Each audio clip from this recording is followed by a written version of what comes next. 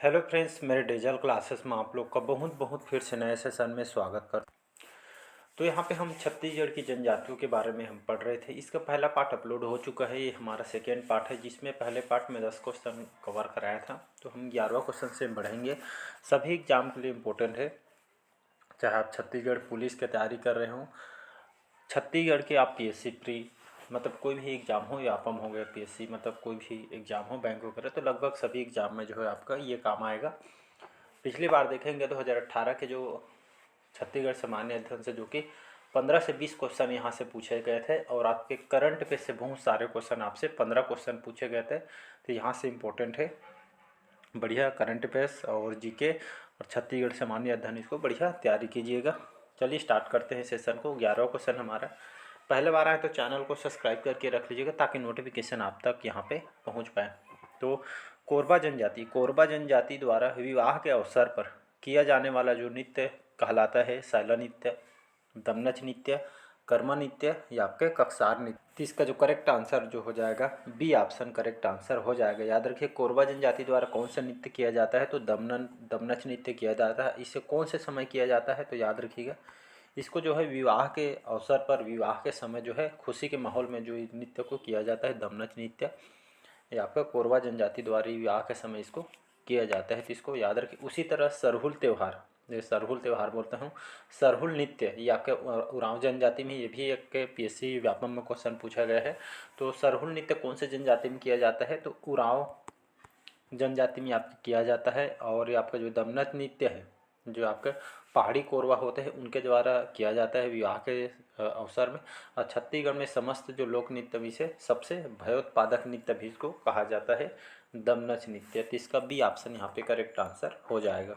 तो बहुत सारे नृत्य है, जैसे जैसे क्वेश्चन आएगा उसके हिसाब से मैं बताऊँगा।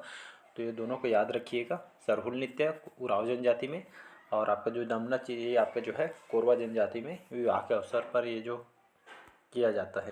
अगला क्वेश्चन देखते हैं यहाँ पे। छत्तीसगढ़ की जनजातियों में विधवा विवाह को क्या कहा जाता है, पारिंधन, पैडुल, पायसोतुर या आपका अर उतो। तो इसका जो करेक्ट आंसर हो जाएगा यहाँ पे अर उतो विवाह, इसका करेक्ट आंसर हो जाएगा। तो अर उतो विवाह में क्या होता है, अर उतो विवाह में ये खास करके जो है इसमें जो है एक तरह का विधवा विवाह होता है, जिसमें लड़की के मतलब हस्बैंड कारणवश किसी मृत्यु हो जा रही थी, तो जो विधवा से यहाँ पे विवाह किया जाता है, इसको अरुत विवाह कहा जाता है। यहाँ पे दिया गया है पारिंधन विवाह। तो ये आपका जो पारिंधन विवाह क्या होता है, तो पारिंधन जो विवाह है कौन से जनजाति में किया जाता है, तो पारिंधन विवाह आपका जो है परजा जनजाति में होता है। इसको क्रय विवाह भी कहा जाता है। क्या विवाह, क्रय विवाह, और इसको पारिंधन विवाह भी इसको बोलते हैं। और इसमें जो लड़का होता है वर द्वारा जो उपहार देके मतलब सामान देकर इसमें विवाह किया जाता है लड़की से। पैडुल विवाह, पैडुल विवाह कौन से जनजाति में देखने को मिलता है जी, तो पैडुल विवाह आपके लगभग सभी जनजाति में ये देखने को मिलता है। और ये लड़का जो है लड़की के घर बारात लेकर जाता है। ये जो है आप सामान्य है, सभी कास्ट में देखेंगे तो सभी जो है लड़का होते हैं लड़की घर जाके मतलब समस्त छत्तीसगढ़ में देखने को मिलती है। पायसोतुर विवाह बहुत इंपॉर्टेंट है, तो ये चारों को यहाँ पे इंपॉर्टेंट है, जितना भी आएगा मैं सबको डिस्कस कर दूंगा।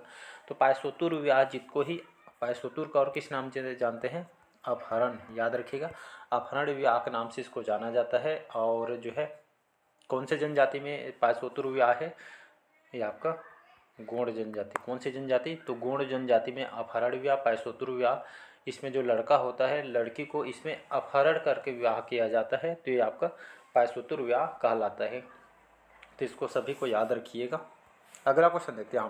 चलिए अगला क्वेश्चन देखते हैं। यहाँ पे विंध्यवासिनी देवी की पूजा करने वाली जनजाति कौन से है, खैरवार जनजाति, भूइयाँ जनजाति, बैगा जनजाति या बिंझवार जनजाति। तो इसका जो करेक्ट आंसर हो जाएगा बिंझवार जनजाति। तो बिंझवार जनजाति जो मतलब इनके जो देवता होते हैं विंध्यवासिनी देवी, इन लोग पूजा अर्चन वगैरह यहाँ पे करते हैं विंध्यवासिनी के। और बिंझवार जनजाति छत्तीसगढ़ में कहाँ कहाँ निवास करते हैं, तो बलौदा बाजार जो सोना खान क्षेत्र है यहाँ पे इन लोग निवास करते हैं। और इन लोग विंध्य पर्वत के मूल निवासी होने के कारण इसको बिंझवार जनजाति कहा जाता है। और इनको जो भाषा होता है छत्तीसगढ़ी भाषा को उपयोग करते हैं। और इन लोग को कौन सा विवाह होता है, तो तीर विवाह, याद रखिए तीर विवाह कौन से जनजाति में होता है, तो बिंझवार जनजाति में होता है। और इसका तीर विवाह का एक अलग महत्व है, इसमें तीर विवाह भी होता है, एक सामान्य विवाह भी होता है। तो इसको याद रखिए, विंध्यवासिनी देवी की इन लोग पूजा करते हैं। और जो शहीद वीर नारायण सिंह कौन से जनजाति के थे? तो याद रखिएगा बिंजवार जनजाति के थे। शहीद वीर नारायण सिंह सोनाखान बलौदा बाजार के वीर पुत्र इनको कहा जाता है। तो इसका डी ऑप्शन करेक्ट आंसर हो जाएगा। तो इनसे बहुत सारे क्वेश्चन रिपीट भी हुए हैं, तो इसको याद रखिएगा। अगला क्वेश्चन देखते हैं। चलिए अगला क्वेश्चन है, कौन सी जनजाति मृतक स्तंभ का प्रयोग करती है? माड़िया जनजाति, मुरिया जनजाति, हल्बा जनजाति या आपके पहाड़ी कोरवा। तो इसका जो करेक्ट आंसर हो जाएगा माड़िया जनजाति, इसका करेक्ट आंसर हो जाएगा ए ऑप्शन। तो कौन सी जनजाति मृतक स्तंभ का प्रयोग करती है? तो माड़िया जनजाति द्वारा मृतक स्तंभ का जो है इन लोग प्रयोग करते हैं। और अगर देखेंगे यहाँ पे माड़िया जनजाति जो है छत्तीसगढ़ में कहाँ कहाँ निवास करते हैं? तो मुख्यतः जो है देखेंगे तो बस्तर संभाग में जो है बस्तर क्षेत्र में माड़िया जनजाति इन लोग निवास करते हैं। इनके जो मकान होता है जिसको वैडू कोरमा बोलते हैं, याद रखिए वैडू कोरमा बोला जाता है। इन लोग कौन से कृषि करते हैं? तो इन लोग पेद्दा कृषि करते हैं इन लोग। और जो पेय पदार्थ है इसको सल्फी बोलते हैं, याद रखिएगा सल्फी का इन लोग प्रयोग करते हैं। और नृत्य बहुत फेमस है इनका जो नृत्य है बाइसन हार नृत्य और गौर नृत्य। ये जो है भैंस के जो सिर के टोपी जो लगा के लोग नृत्य करते हैं जिसको बाइसन हार नृत्य करते हैं। कौन से जनजाति में किया जाता है? तो माड़िया जनजाति में किया जाता है। यात्रा पर्व के दौरान यहाँ पे किया जाता है, जिसको याद रखिएगा। और इसी जनजाति में मृतक स्तंभ जो है स्थापित करने की परंपरा है। इनके ऊपर पुस्तक भी लिखी गई है। कौन सी पुस्तक है? द गौर करके, याद रखिए द गौर करके द्वारा इनकी पुस्तक लिखी इनके ऊपर वेरियर एल्विन के द्वारा, इसको याद रखिएगा। अगला क्वेश्चन देखते हैं यहाँ पे। अगला क्वेश्चन है, पंडो किस जनजाति की उपजाति है? बिंजवार, धनवार, हल्बा या मारिया जनजाति। तो पंडो जो है आपका किस जनजाति की उपजाति है?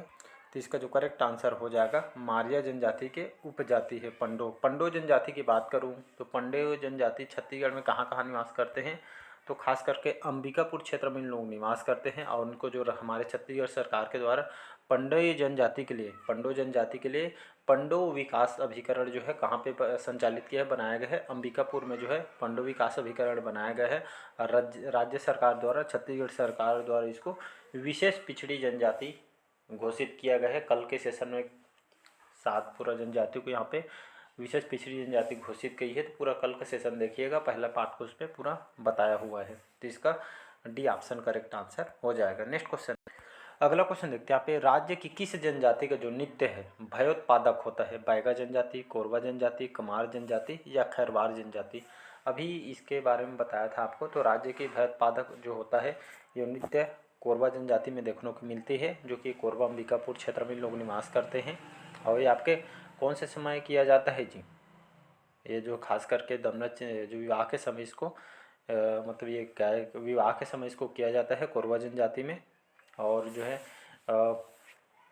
इनके पंचायत जो होते हैं इसको मयारिक नाम से इसको जाना जाता है।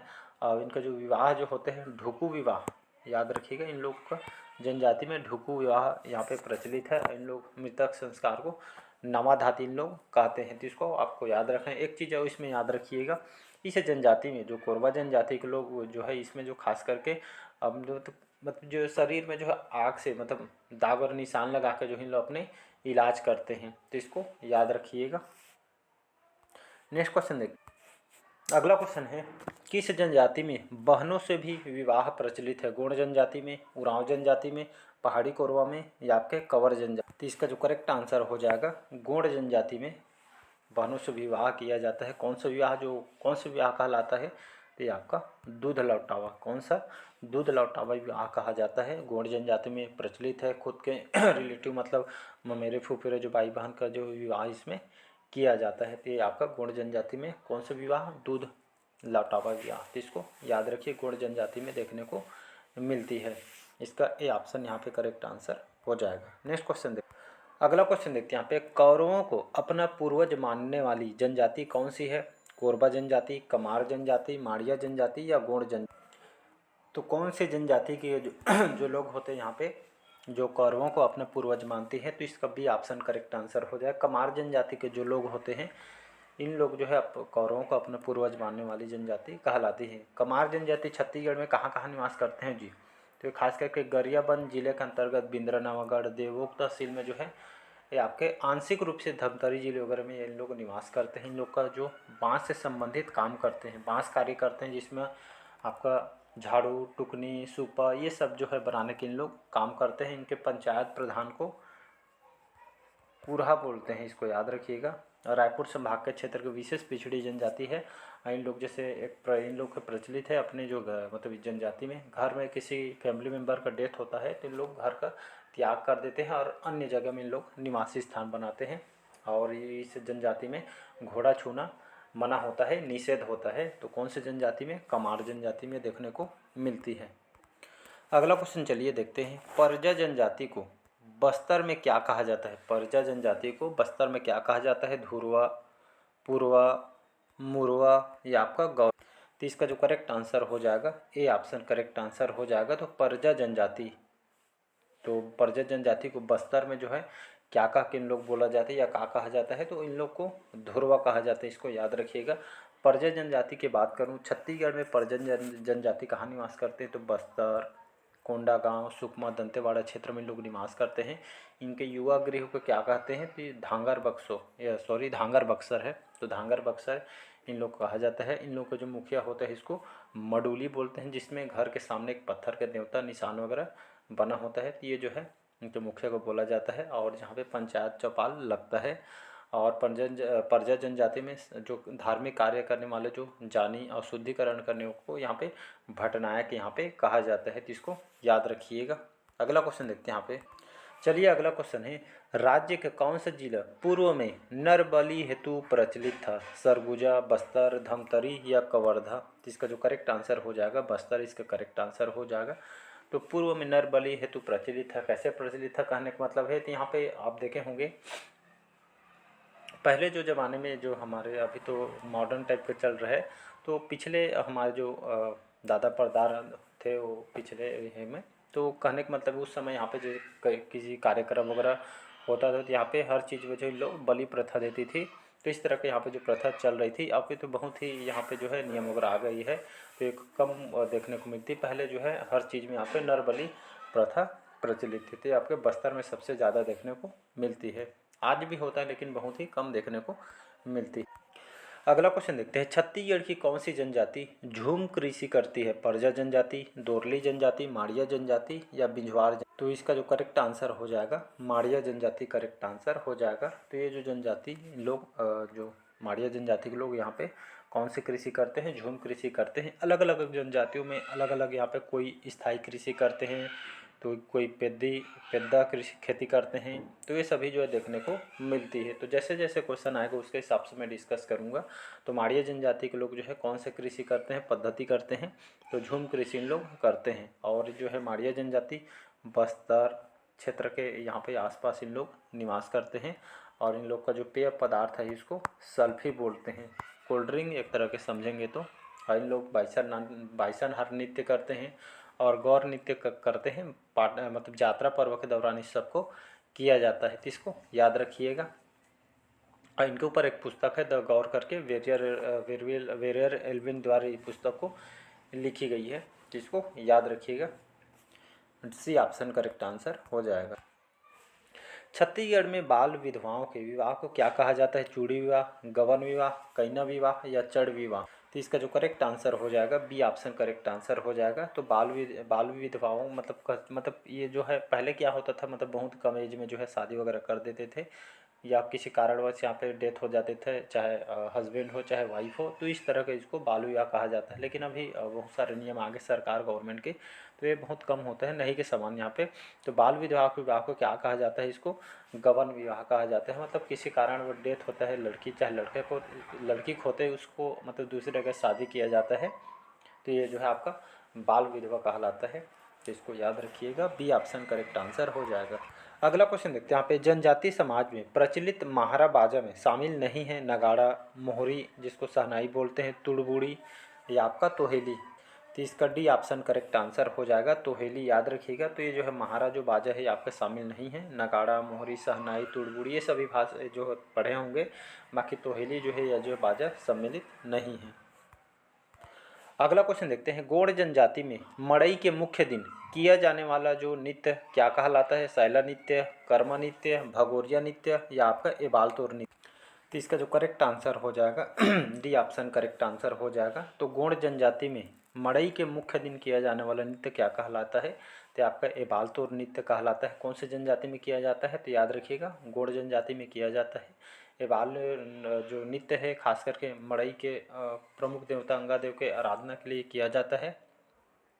और छत्तीसगढ़ में देखेंगे तो नारायणपुर का जो मड़ई मेला बहुत ही प्रसिद्ध है।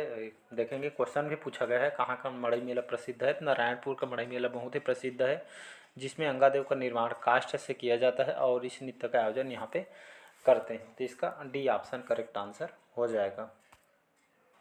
अगला क्वेश्चन देखते हैं, निम्नलिखित कौन सी जनजाति अपने आप को महादेव की संतान मानती है? मारिया, खैरवार, भील या कोल जनजाति? तो इसका जो करेक्ट आंसर हो जाएगा सी ऑप्शन करेक्ट आंसर हो जाएगा। तो जो भील जनजाति अपने आप को महादेव की संतान इन लोग मानते हैं, तो इसका सी ऑप्शन करेक्ट आंसर हो जाएगा।